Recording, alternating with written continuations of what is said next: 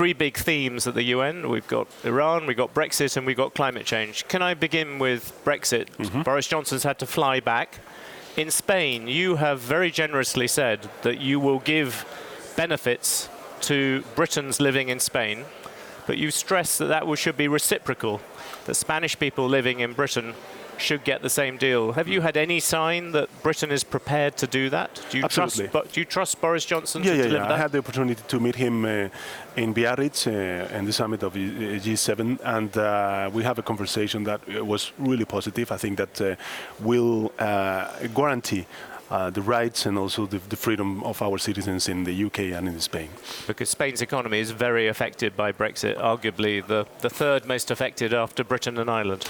It is indeed. It's one of the major economies in the European Union, and of course is touched by the Brexit. We receive a lot of tourism coming from Britain, and we appreciate the British tourism, and that is why it's so important for us to be ready in case that we have a no-deal Brexit. Another sort of big issue in Brexit at the moment is the Scottish. If the Scots decide, if the British leave, perhaps in a no deal, and then the Scots then have a referendum. The last time there was a referendum about Scottish independence, Spain made it very clear they didn't want Scotland to rejoin the European Union. In your view, if Scotland said, we want to come back to the European Union if Britain has left, would Spain now be more welcoming? Well, it's a very tough question. I think it's a domestic political issue, and I respect the British politics. No, we are following very closely what is happening in Brexit. We have also our territorial tensions, coexistent problems in Catalonia. I always explain the pro-independence movement in Catalonia that the referendum is not a solution. It divides societies. It creates a huge fracture in societies, and it doesn't give a positive, a constructive way out. I think it's much better to open a dialogue in order to restore and rebuild coexistence. So if Britain left the European Union and the Scots were thinking about going independent, Spain wouldn't necessarily be very supportive of that? We'll think about it. Okay. Iran, you saw President Rouhani yesterday. Do you think that the Iranians, do you think they were responsible for the drone attack on the Saudi Arabians? Well, apparently the information that we get from different countries, our partners, is in the way that you are pointing out. But the opportunity that I had yesterday with the President Rouhani is to send him a clear message from the European Union. It's not a good idea, it's not a positive idea to withdraw from the nuclear agreement, and that of course Spain is also willing with other European countries to reinforce our commercial ties or commercial relations with Iran. Do you think there's any chance of a meeting between him and Trump? Do you see that as a possibility? This is a message that we send all the European countries in our meetings with him. I hope so. He comes back. The other big theme here is climate change, and one of the things you have put forward in Spain is a very ambitious green bill.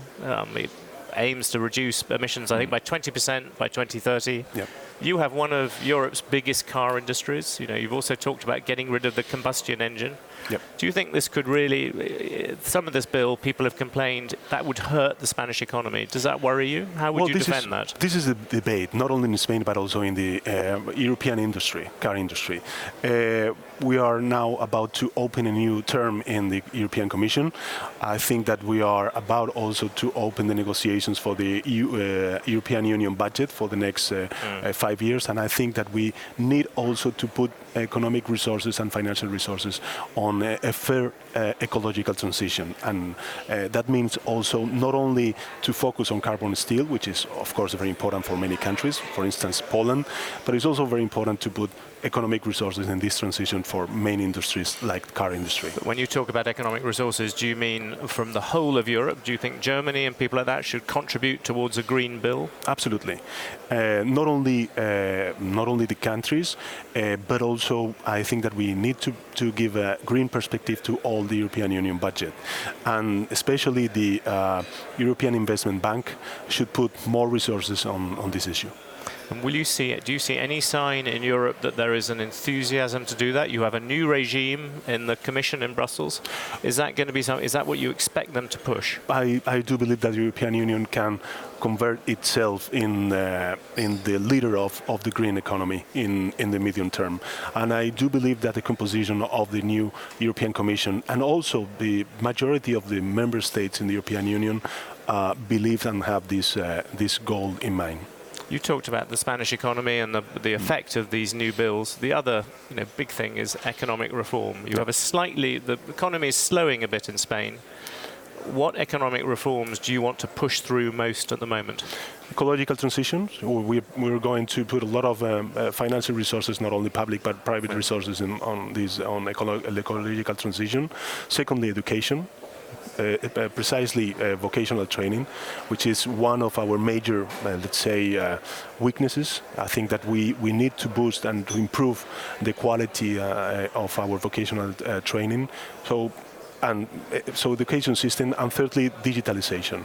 In countries like Spain, public sector has a lot of potentiality to create positive synergies and spillovers in the private sector, and that is why we are going to engage a lot of resources in digitalization. Most investors, when they look at Spain, they say the biggest problem there is the labor market. You have a two-tier labor market. If you have a job, you get benefits, it's fantastic. If you don't, then you get none of those advantages. I know you're keen to help the second group of people, but I think most investors would like to see you curb some of the benefits to the first.